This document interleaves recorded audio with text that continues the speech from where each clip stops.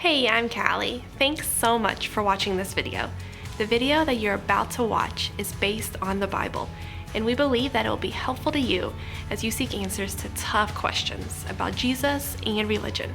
We would love for you to text us if you need someone to talk to, or if you want to have a deeper conversation about the questions that you're having. And again, thanks for watching. We're praying for you, and we hope that this video will be an encouragement to you on your spiritual journey. Howdy, folks. So we've been talking a great deal about forgiveness, right? And one key takeaway that I've had has been this idea of automatic forgiveness. It's just not what we're after. It's just not helpful.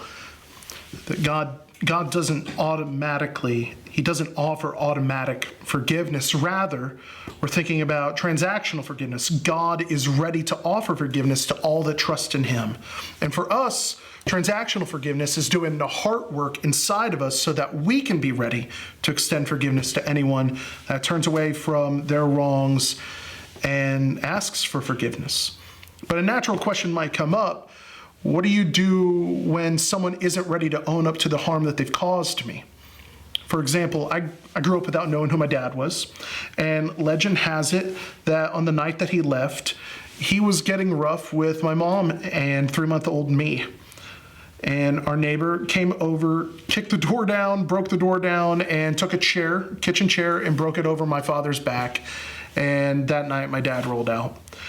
And for the first 16 or so years of my life, that's all I really knew about my dad, that he was abusive and that he leaves. And so when I would see kids playing catch with their dad, or I heard stories about their dad taking them on hunting trips and such, I would get really angry and frustrated and sad and bitter, and it would just build.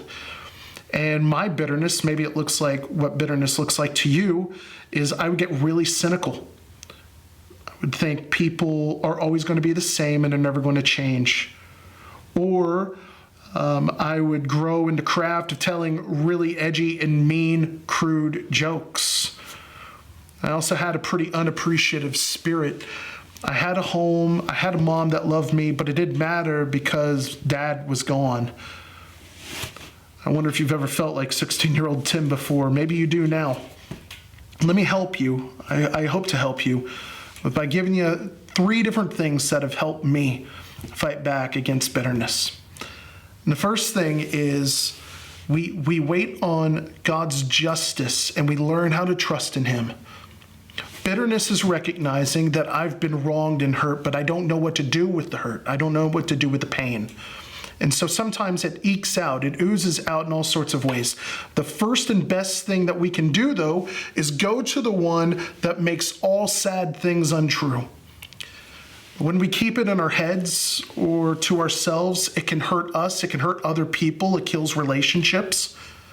So we need to take our anger to the one who's an appropriate helper. Why?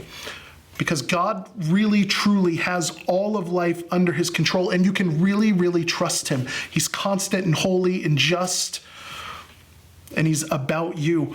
David Kidner, he said it like this: an obsession with enemies and rivals, or those that hurt you for that matter, it cannot be simply switched off, but it can be ousted by a new focus of attention. Note the preoccupation with the Lord Himself. He's referencing one of the Psalms. In other words, thinking about the fact that someone has hurt you, it cannot and it will not bring about healing or change in them. It cannot do that. You can only go to the one who is able to heal your wounds, and that's Jesus.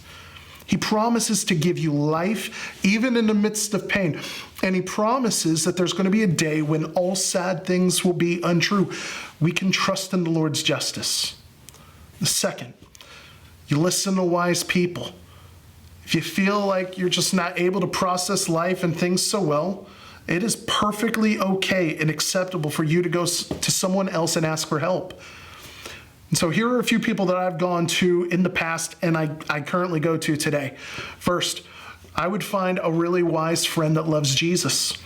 Did you know that one of the earliest recorded examples of counseling in antiquity, it was just between 2 friends talking about problems?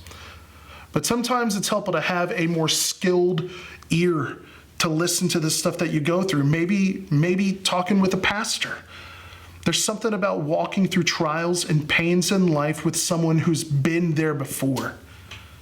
And to know that someone has your back, someone flesh and blood that you can see right in front of you. This is huge.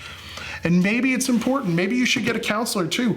Someone that not only knows how the soul works, but the mind. Maybe they know both the DSM-5 and the Bible. What a treasure those people are. Again, I use all three of these people even today in my own life, and they help protect me from bitterness. But here's a third thing, and this one might hurt a little bit, so I want to prep you, okay? Are you ready? We got to call bitterness what it is. It can result from people hurting you. That's 100% true. My dad rolling out on me was 100% on him. But how I respond, though, both internally in my heart and externally through my words and actions, I'm responsible for all of that, even after I've been hurt and sinned against. In other words, to be bitter in our hearts is really sin. It's sin. And so we need help in letting go of this root of bitterness. Friends, bitterness kills. It kills us. It kills our relationships. It distorts how we perceive the world around us and even how God relates to us. But you can be free, though. You can choose today to trust Jesus instead of letting that root of bitterness pledge deeper into your heart. You can trust Jesus and his power and his mercy for your life. You can trust that he's just and that one day he'll wipe away every tear that you have. Find a wise person to hear your hurts, and that's going to help you redirect back to Jesus. And maybe you need a more skilled hand, like one of our pastors or one of the members of our soul care staff. We would love to talk with you more about it.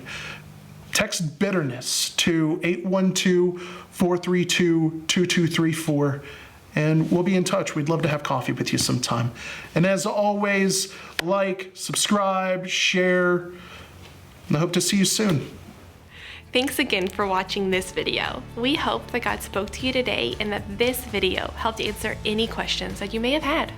And again, feel free to text us if you would like to talk more about what you heard or if there's any way that we might be able to help you.